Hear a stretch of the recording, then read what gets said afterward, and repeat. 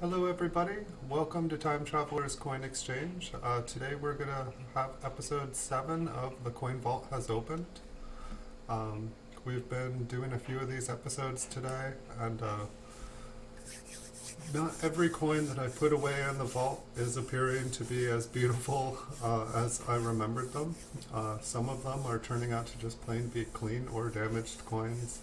When I put these coins away about 10-20 years ago, I had less information than I do these days, and so going through these, sometimes I'm getting happily surprised, and sometimes it is kind of depressing. But we'll look through another box here, see if we can find anything. Hello, Queen Tintin B. Welcome. Thank you for the shout out. Welcome to the channel. Welcome to today's show.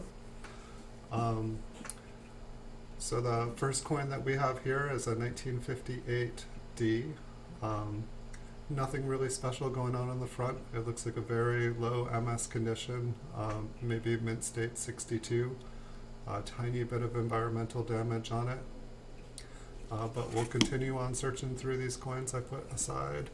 Let me see if I can adjust this just a little bit so that we have a little bit less glare. See if I can adjust the focus to get a little bit sharper again. Alright, that looks a little bit better. There will be a little bit of glare as I adjust things here. But for the most part, we're trying to find some higher graded MS coins, and we are trying to, if we see anything odd, we are putting them aside. Hopefully we will just continue to run into less and less damaged coins. But it really seems to be all over the board here. Not sure, the glare up at the S in Trust is kind of interesting, but I think it's just glare. So this one looks like it is brown, probably an AU coin. There's a little bit of wear on the coin. Not too bad of a condition, no real damage to be seen. Maybe a little bit of debris on the top of the right of the wheat ear on the right side.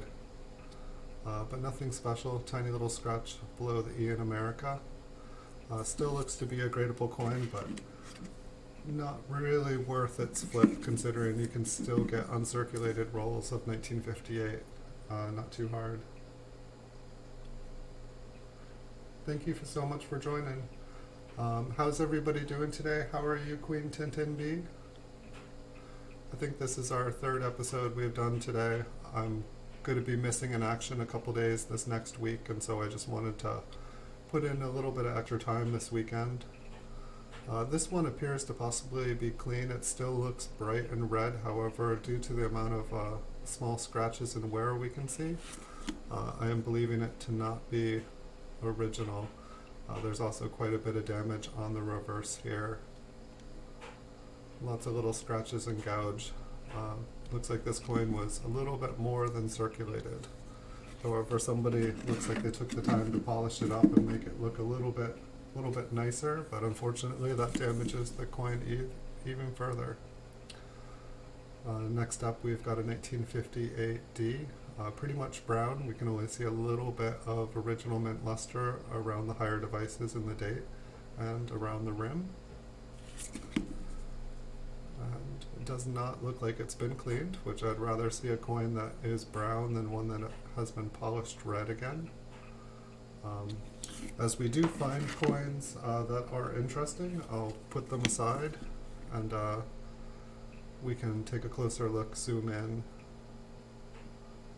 But once again, this one seems like it is kind of past brown, probably AU, possibly extra fine.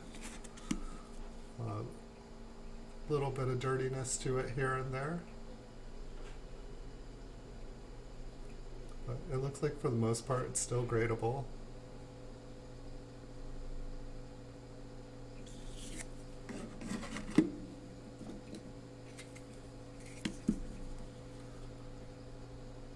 Next up here, another 1958 D. This box was labeled 58D, but upon taking them out to get them ready, just simply taking them out of the box, I did notice quite a few different dates in the box, so it's not a solid 58D.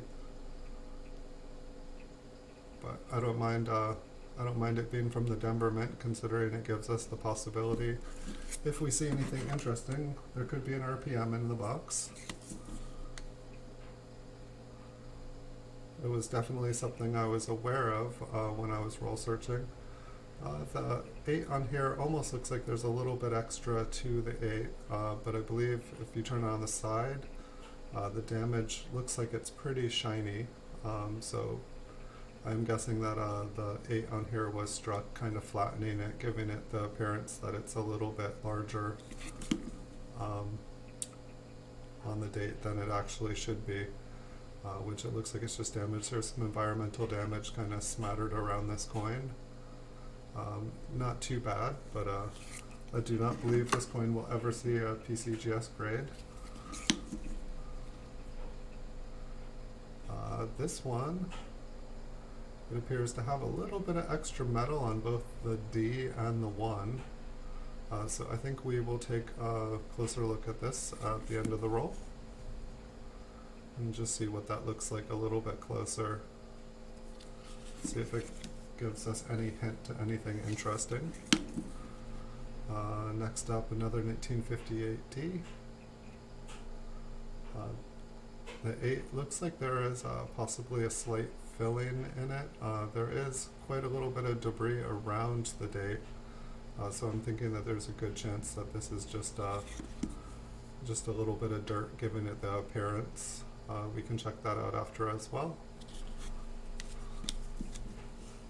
It's like by the time we have these out and are looking at them under the microscope, we might as well check them out a little bit closer.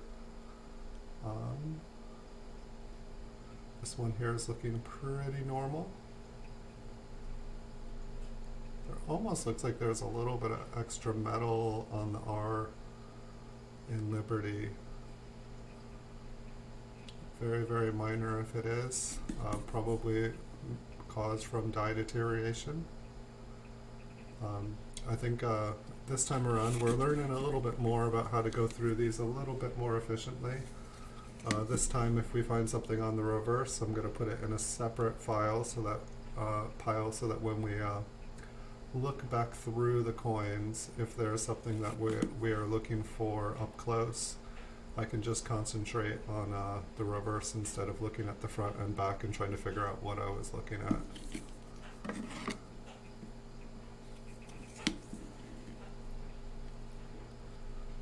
This 58D looks like it has most likely been cleaned. There's quite a bit of wear on it. Yeah, in person it's a little bit brighter. It tries to give that kind of illusion that there is something that is not there.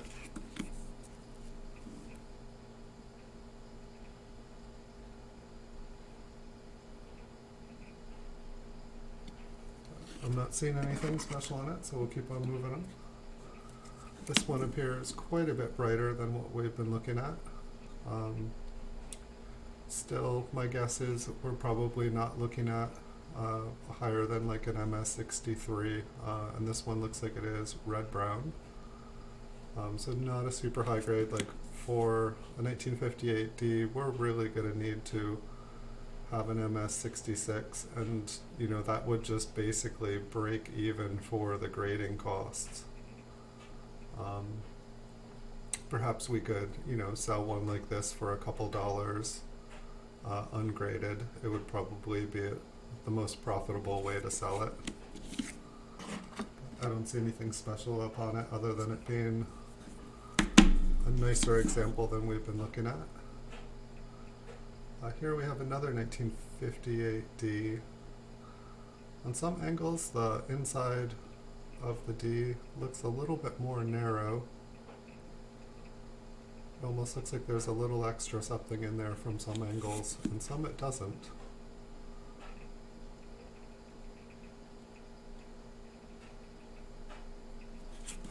I'll put that one aside as well. See if, hopefully we'll find some other dates here to look at. I think that this is the box that I skipped over a couple days ago. This one does appear to be cleaned as well. It's got a little bit of its mint luster, but most of it has been cleaned away.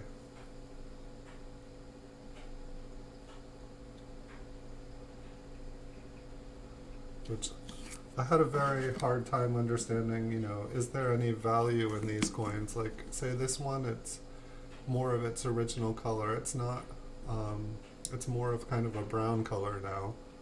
There is a little bit of the original red, but this one would be more valuable than the one that was brighter and cleaned, because this one does not appear to be cleaned. Not seeing anything special jumping out on it.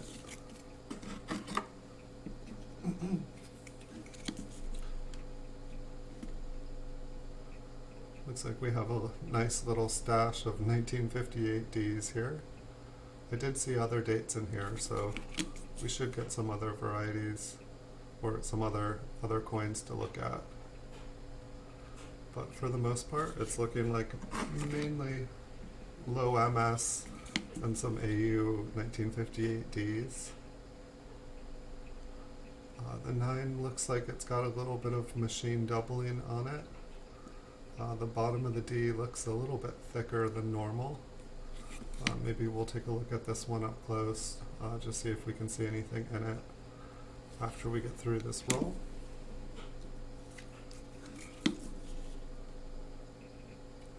And next up, the 1958D. This one's looking pretty normal. The T on Trust looks just a little bit flat. Maybe it's just because it's turned a full brown. It's lost its luster. And the reverse of this coin is looking pretty brown. No die chips hiding in the wheat ears anywhere that I see.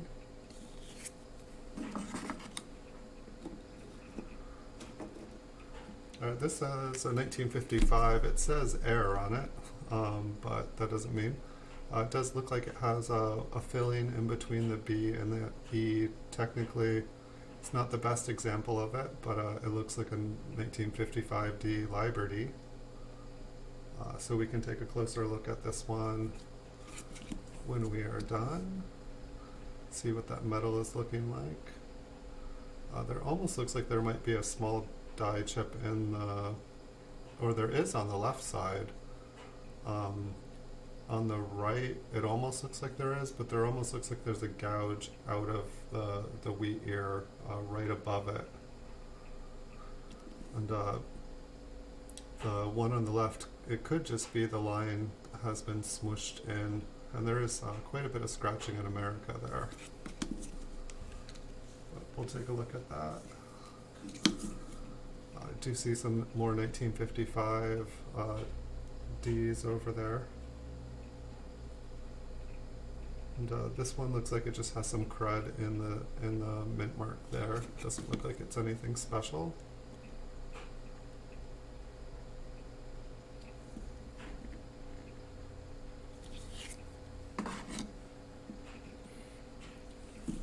Here's another 1955D.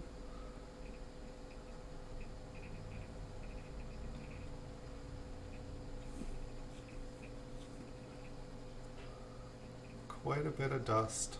It's like I bought dust-free flips to try to avoid dust, but it does appear that dust still likes to find it. It like seeks out these flips and sticks to it like a static vacuum.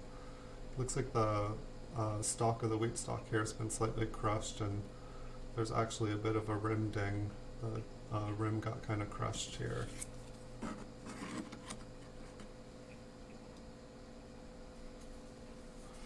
This is exactly what I'm finding, Anthony, is that this was kind of my beginning of searching through rolls, and I knew enough to like kind of take a to kind of save it so that I could look at it later. But looking at it later, you know, it's fun when I actually find something, but it's also kind of depressing. And coins like this, where it's like, you know, got some mint luster, but it's got obvious damage on it, and it's got obvious environmental damage. You know, while if this was, you know, like a better date, having a genuine one with uncirculated condition with damage, you know, some of them might be worth money. 1958D is not going to carry much premium for sure. Here we have a 1955 D. Looks like relatively good condition. I'm not sure what the cloudiness is up on the top right around 2 o'clock.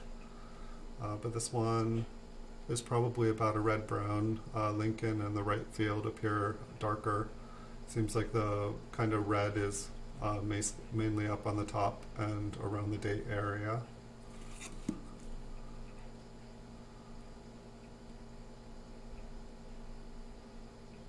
But this one, you know, might just barely deserve its flip just to preserve it, but not necessarily worth saving.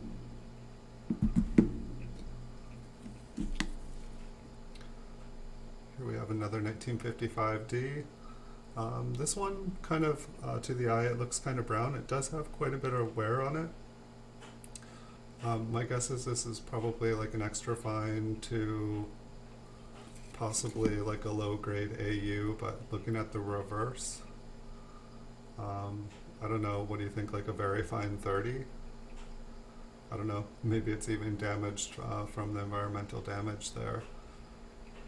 Like the green doesn't look good. The red, I feel like I've had plenty of graded coins that have just a little bit of paint or ink on them. It seems like PCGS doesn't, you know, as long as it's not trying to, this one's got a rim ding on it. It's got a pretty thin top to the D. Perhaps it's been damaged up there as well. Looks like a scratch on Lincoln's head. But it at least has its original color. Yeah, I feel like I have I definitely experienced some expensive lessons in reclaim the flip. But what about the staples? The staples cost me money too. It looks like the B on this one has been crushed.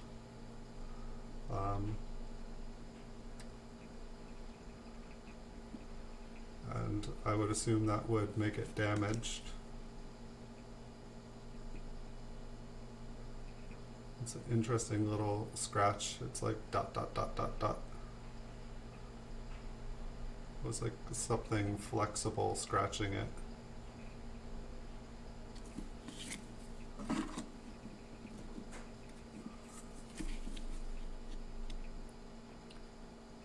here we have another 1955 D. So this is looking like we've pretty much seen 1958 D and 1955 D so far. We'll see. There almost looks like there's something inside the D. I'm guessing that there almost looks like there's a scratch to the southeast. I'm almost thinking that it just kind of went right through the mint mark.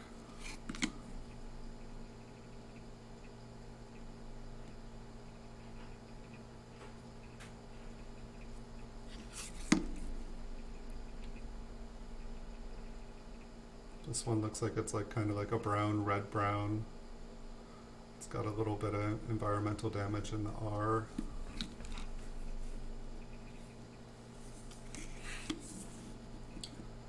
Yeah, the more that I'm looking at all of these, the more I'm thinking that it's just time to say goodbye to most of my beginning collection. It's kind of a painful thing because you spend so much time, like I probably spent thousands of hours like sorting through all these and flipping them. But I guess it's really a good, if I can pass on one lesson to people, it's don't necessarily look through unsearched bags of wheat pennies on eBay hoping to find treasure. Most of the people that put together the bags are people that have gone through millions and millions of coins as well.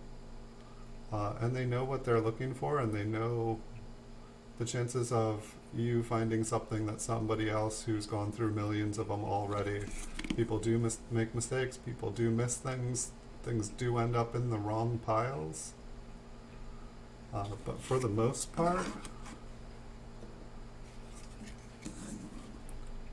I would steer clear of unsearched. If there's coins that you guys are wanting, I would buy the coins outright.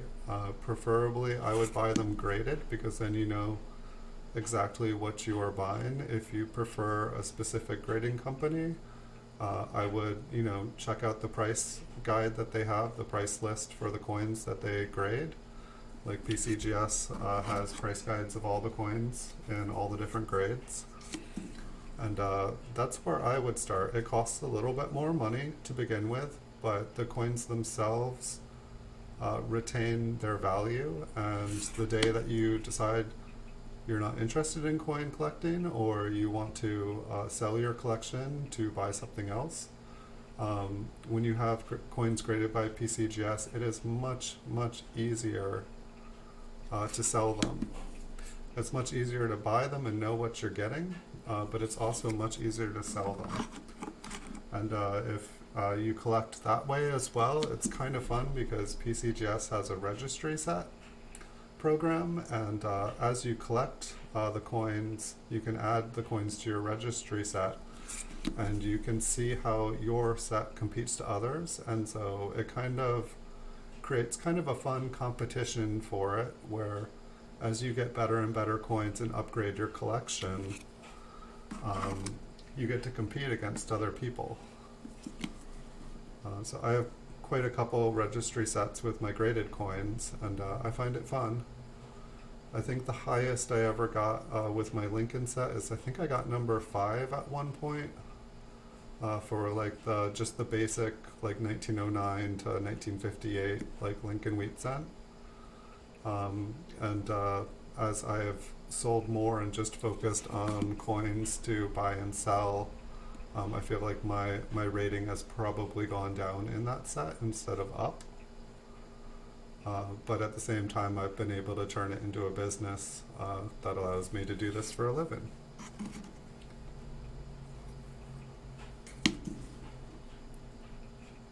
And so while there's tons of ways to make money, with coins, like whether you're roll searching, it is possible to find, but I think if I was to offer like the number one place to look for, like scores, this one's got some environmental damage on the reverse. The front looks kind of cleaned as well. Pardon me, that's probably loud in the microphone. But I would recommend just getting bank boxes, because not only can you find an old coin that's fallen from someone's collection into circulation, but you can also find all the newer stuff that people haven't found yet. And it's really across the board. I mean, I found lots of silver coins in penny rolls. I'd say those are probably some of the most valuable coins I've found. I mean, basically it's like, while occasionally you can find like a higher, I would say like in an unsearched bag of wheat pennies, occasionally you'll find an okay older coin that's like a better grade, like maybe like one in the 20s that is like just barely mint state, or like I'd say those are probably, I never found a key date coin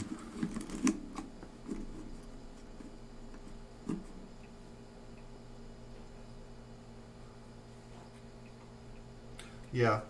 If you're wanting to find like high grade ones, for sure, original bank wrapped rolls, and you really have to have a trusted source. I mean, just because something's original bankroll too, it doesn't mean that the roll hasn't been damaged.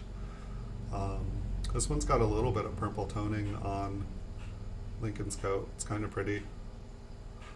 I believe it to be original anyway. I mean, something could have happened to it before here, but I would say original bank wrapped rolls. When like 20 years ago, if I had just gone with bankroll, original bank wrap rolls of BU coins, I probably would be in a totally different business right now. Like 20 years ago on eBay, you could still get a lot of dates. You could still get a lot of stuff for a good price. Today, it seems like about 90% of the original bank wrap rolls that you can find, or at least ones that are advertised, have either been opened and like repackaged, or they've been, people, like at one point when I was selling rolls of wheat pennies, like I actually looked into, because I was rolling so many things, I actually looked into a machine. I was considering buying like a machine that could like roll and wrap them. This one looks like it's got a couple die chips maybe in the left wheat ear here, which is kind of cool. Probably doesn't give it like a huge if any value over the coin. It's not in, like this is circulated. It's definitely got some wear on it. No real major damage.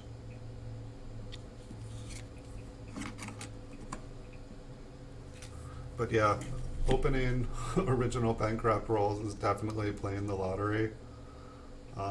This 9 here, it looks like there's at least one scratch on it. It does look a little doubled or a little bit filled. The D does have a little kind of notch on the bottom, so we'll take a look. I'm guessing that it's just damaged. This coin has definitely had a little bit of circulation on it. And if we look at the reverse, there's definitely some places where the coin was flattened, probably the same thing we're seeing on the mint mark and the date. Those two coins are stuck together, that's always a good sign. Here we have a 1958D again. Looks like about red-brown, a little bit of carbon spots on the back. It's possibly brown.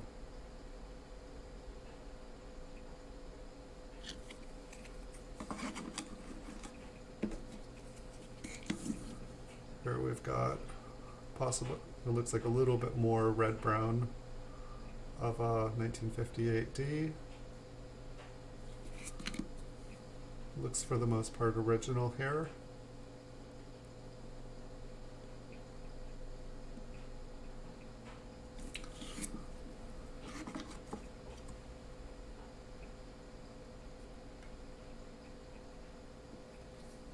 Hey Kevin Hubbard, welcome. Thanks for saying hello. Thanks for the thumbs up.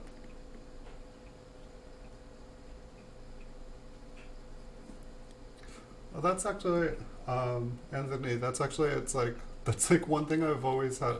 Robert's channel is great, by the way. CoinOp is great. He's got a lot of great information. We've got a lot of really great people on YouTube here. And I try to watch everyone's shows as much as I can because I learn a lot. And I also learn a lot doing these. Like people stop by that have more knowledge than me, and it's really, really appreciated. I really enjoy learning something while I do this. It makes it really worth it for me. This one looks pretty nice. It's really bright. It does look like it has a lot of dye polishing on it. But I do think that this is the original, like the color looks very original, even though up close it looks very grainy and kind of scratched. I'm guessing that this is just a much, much older dye. It does look like there's quite a few scratches here. I guess like the one thing that always like, it's like, why would somebody, like this is not meant to be critical at all, but it's one of those things that makes me wary. Like, so like someone like Robert, he's got awesome eyes, he's got all the knowledge, and he's got original bankrupt rolls. Like I do believe that, but like why wouldn't he want to open them? Like I know maybe like is it because the rolls themselves like unopened are worth more because they are because they've been unopened and there's the possibility it's like a lottery ticket? Is that why he would choose to sell them unopened? Like why wouldn't he unopen them? Is it just more he knows that there could be, and that he could be, you know, he could open it and possibly get something good in it? But like what would be the reason that somebody like say for example he's got like I've seen him auction off tons and tons and tons of mint sets. Like it seems like he's like no limit on this one, you know, as many as you guys want. And so I'm assuming that like he's looked at everything under the microscope, and it just hasn't, the coins that he's putting up in the mint sets aren't qualifying for like kind of his minimum grade value for it to be worth for him to get graded or resell. But I guess it's like, so it's like when I'm looking at buying like 50 mint cellos for a particular year or something, it's like his prices are great. Like, you know, if I go and try to find them somewhere else, he's got really great prices on them. Um, he says he doesn't have time to search them yet. Unopened, they are worth more. Odds are most rolls won't pay off, but some will do. Okay, that's about what I feel like too. That's kind of like the assumption that I came to myself, is that he knows there's the possibility that they're in there and he could be giving it away and somebody could make money off of it, but he can make guaranteed profit off of it by selling it unopened. Hey Andrew Cooper, welcome. Sorry to miss you there. Because that's always one thing, like when I'm looking at buying like original bank wrap rolls, or I'm looking at like buying mint cellos, you know, someone selling off bulk mint cellos, that's something I look, you know, I look at their eBay account, I look at other items they're selling as well. This one's got some damage on it, and if the person is like selling a bunch of mint cellos and then they also have a bunch of graded ones of that exact year, it makes me think, okay, these are all the ones that they didn't want to grade. It's like they bought a ton of them, and these are all the extra ones that didn't meet the criteria.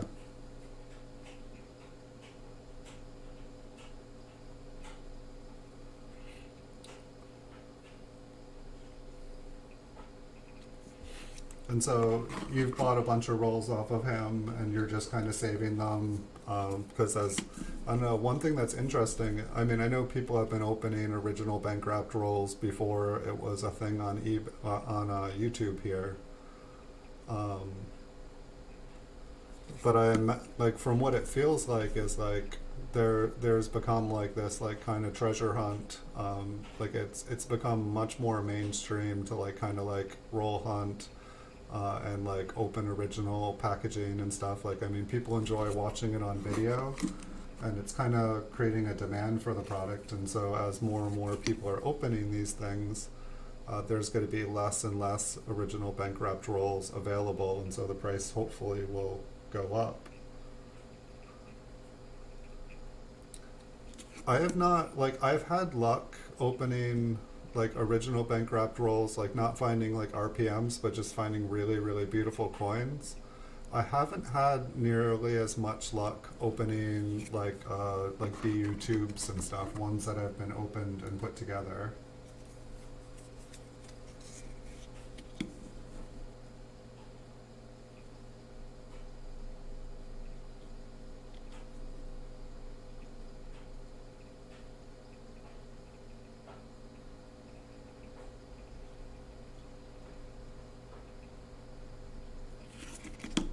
So you have the intent on eventually opening them up for your YouTube channel. That's cool. I know somewhere I've got a bunch of OBWs somewhere.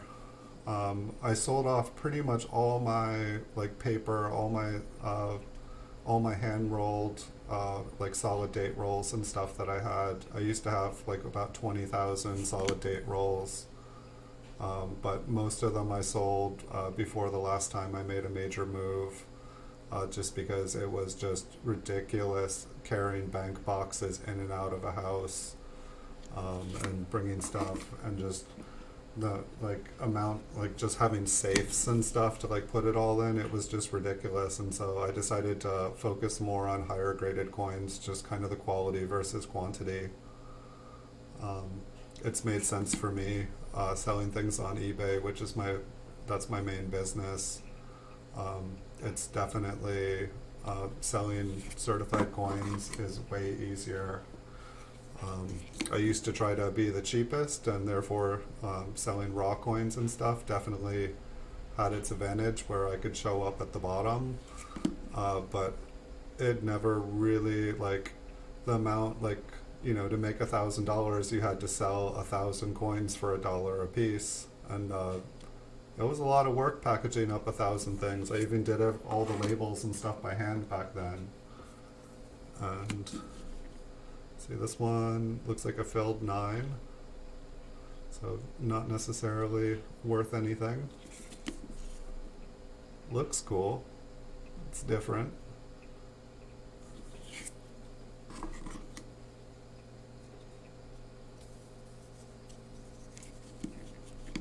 That's a good plan.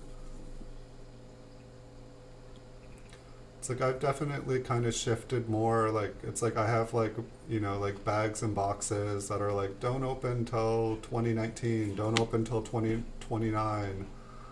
You know, just depending on what I thought I had. You know, figuring after so much time the prices on things would go up. And I've definitely geared more towards buying stuff that I can feel like I can confidently put right back up.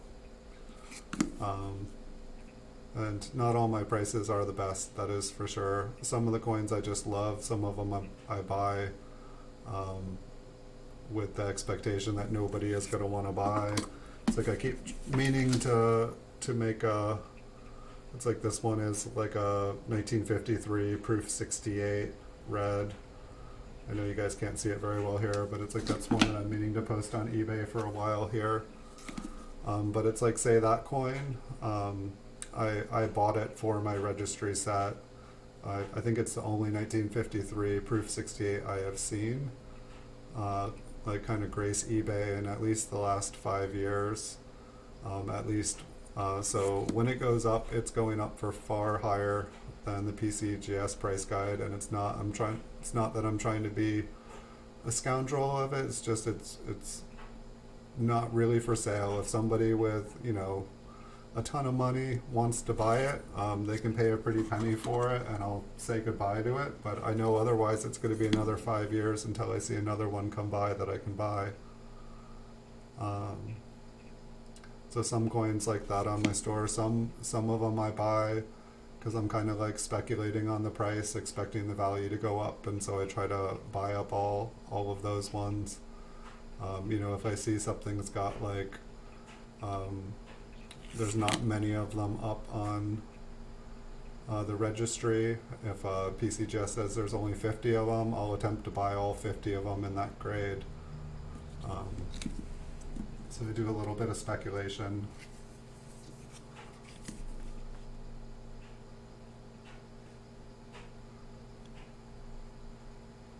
And I don't know, part of me doesn't feel great about putting things up for higher than the price of the PCGS price guide. However, it's like I do follow quite a lot of coins pretty closely, and I'll notice that the market goes up and down in waves. Like 1 second the PCGS price will be up, and then it drops when a bunch of new ones come up, and then it slowly creeps up. Some things I notice just sell for far higher than the PCGS price guide. Like it's not just what I'm trying to sell it for, it's just you go and look at all the sold auctions, you know, try to bid them on auction, and if I was to pay the PCGS price, I would never win the item. It's like some of the stuff I have to pay way more than what PCGS says they're worth. And is that just because there's more demand for them than the market, and so demand determines the price? It's one of those things I haven't quite figured out, but I have noticed, I have learned that the market goes in waves and it goes up and down, and I've tried not to be the lowest, because when the demand starts to go up, you sell out and you lost your opportunity to make some money. I feel like eBay has evolved over the last 20 plus years since I've been selling on it. I feel like when eBay first started, it was, you know, you could buy all sorts of things. You could buy, you know, coins and stuff, but it was like a place where you could buy unique items that you couldn't get anywhere else. And, you know, if you had the nicest and the best of something, You could pretty much just name your price for it, and if somebody wanted it, they'd get it. And you know, if you allowed them to take offers, you know, you might take less than you were hoping for it. But I feel like eBay itself has kind of been domesticated a little bit more, where it's kind of integrated into the rest of the world's marketplaces. It's just kind of slowly evolved over time. And I feel like there's more and more kind of respectable, but it's like, let's say like, you know, like this 1952 that I pulled out a couple days ago, you know, it's got a lamination error. I know I've been showing this the last couple days. I just haven't found anything to replace it that's cool, but it's like, for the most part, this one is like one of a kind. And like, is it worth, what's the price tag for it? It's a lamination error. It's probably only worth a couple more dollars than a normal one in the condition. But if somebody, you know, I don't know, it's just one of those weird coins. And I love the coin, so I don't want to sell it. If somebody offered me a lot of money for it, I would sell it. But if somebody offered me $20, I would say no. I love it. I want to keep it. So I guess it's like, it's weird.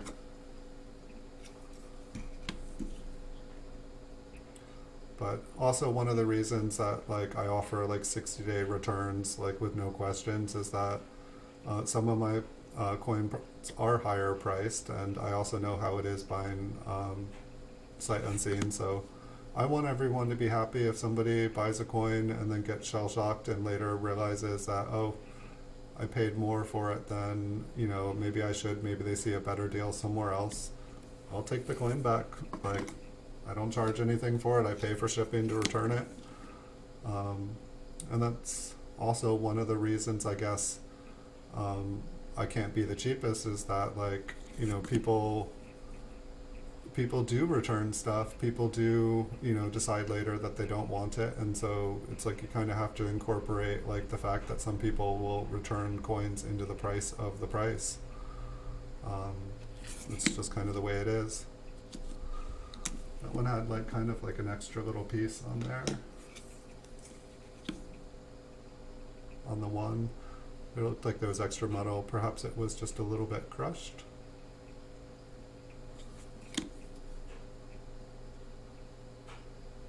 And I'm hopefully going to be able to finish up this episode as scheduled.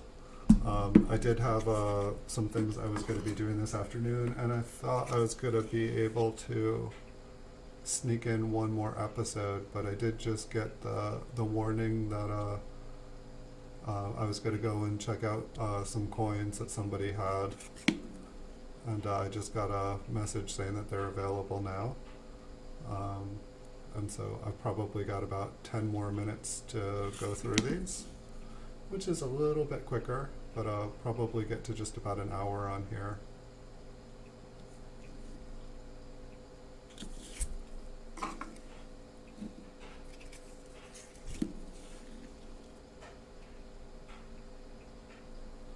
This one looks like it's got a little bit of extra metal in between the B and the E. It's kind of like a Liberty Air.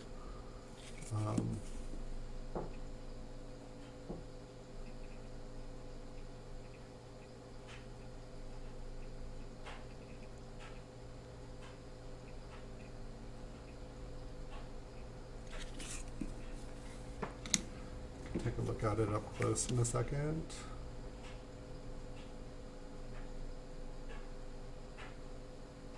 This looks like a little bit better example of a 1955D. It's got quite a few little marks and scratches on it.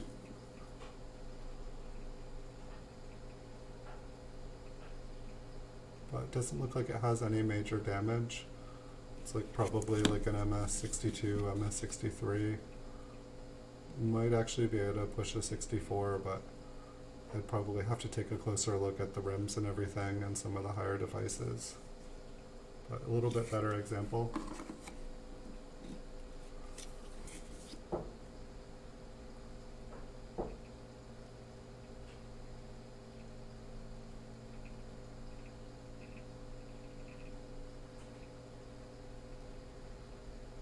This one one looks like about AU brown on here.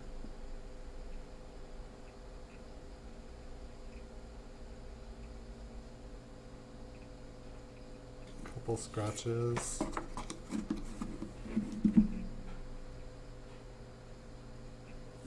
Excuse me 1 second. Do apologize.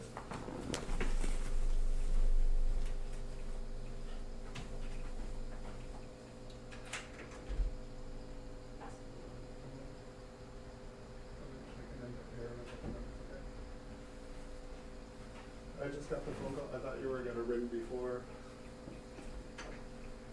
I got the phone call, but I thought that was on my way.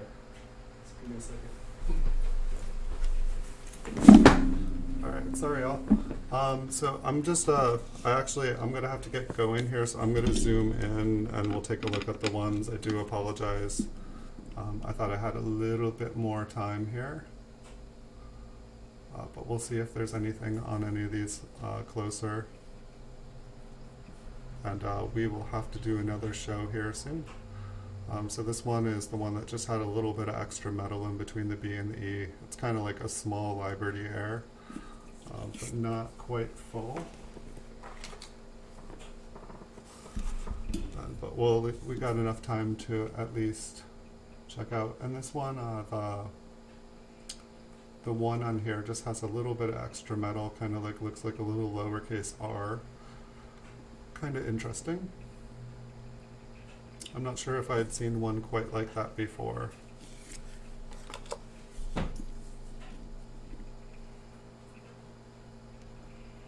And I think there is just a spot at the bottom of the D here. Although on the inside of the D there does look like there's a little curve, which kind of looks interesting on this.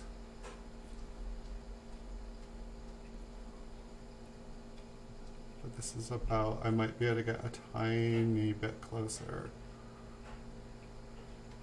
But I'm pretty sure there's probably just a little bit of debris hanging out in there.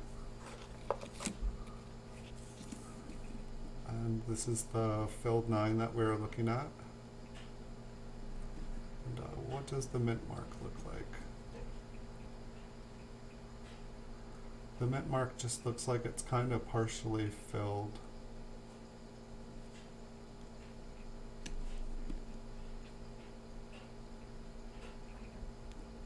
It might have had a scratch. I feel like there was like a little bit of damage on the reverse as well.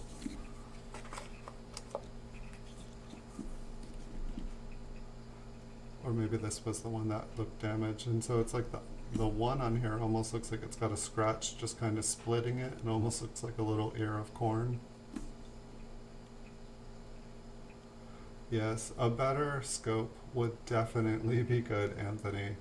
It's like, this is the part that's like kind of killing it. It's like, I don't even need my microscope cam to see that there's something different about a coin. But then going into, you know, kind of like verify and be able to like see exactly what we're looking at. That seems to be what I'm still not able to do. This one looks like a scratch on the D. It looks like it's just kind of cut into from a diagonal angle.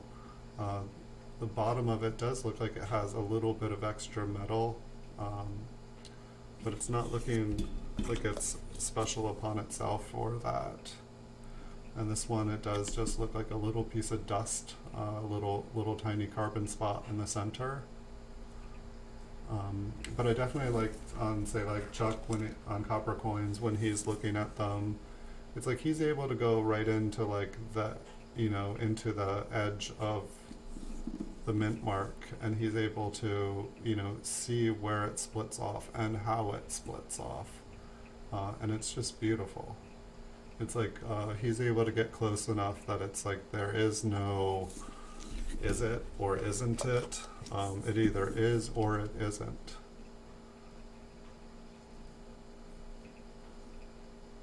And I guess that is where, you know, this one is like kind of a minor Liberty Air. Like, I guess I call them like minor because there's definitely, I have ones that it's like clearly looks like an eye, and then there's this one where there's just a lot of extra metal in it. But I guess like when you have a microscope like Chuck's, you know, it's like he is able to make that definitive answer of is it or isn't an RPM.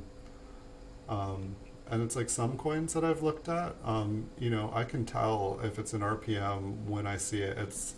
It's not a question of is it, and those are the ones I feel like are kind of worth a little bit more money, because if you can look at it with a normal scope, or you can look at it with a loop and be able to tell if it is or isn't, it's like how many people like have a microscope like Chuck's or like Robert's. And so it's like how many people, you know, even if you own that coin, like how many people are actually going to be able to appreciate it. This one, it might just be a little bit of debris, but I do feel like I see like along the bottom edge, it does look like there is a little extra, but also on the inside edge, it looks like there's possibly like a little line of metal raised there.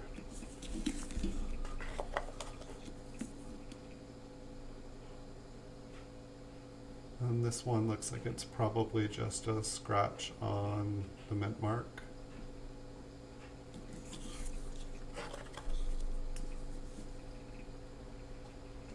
And I guess that's one of the things with like the major and the minor errors, is that, you know, the major ones you can see with the naked eye. And I feel like that is, you know, obviously the reason that they go for a premium over the minor ones. The minor ones also might be more common. This one does have that extra little, it's like a lowercase r1. It's kind of cool. But I do apologize. I'm going to end the stream here in just a minute. This was the last one that we got to look at. Thank you guys all for watching. I really appreciate it. And I might have another stream later. I just had an opportunity to do something cool today, and so I was going to take full advantage of that. But I will not be here on Tuesday, and I will not be here on Thursday, and I will have an early morning stream tomorrow, and I will have a late night stream Wednesday, and I'll have a late night stream Friday, and then there should be plenty of time to do stuff, but this is kind of just not an ordinary week. So normally I do at least an hour stream every morning, and so I just wanted to do a couple extra streams this weekend, so that I could give you guys some entertainment, and so that I could get through some of these coins. So thank you guys all for watching. Wish you guys an absolutely beautiful Sunday, whether it's morning, afternoon, night, wherever you guys are. Thank you guys so much for watching, and I'll see you guys all in the future. Until next time, everyone, thank you for all the helpful insights, Anthony. Nice to see you, Andrew Cooper. Thanks, guys. See you again soon, I hope.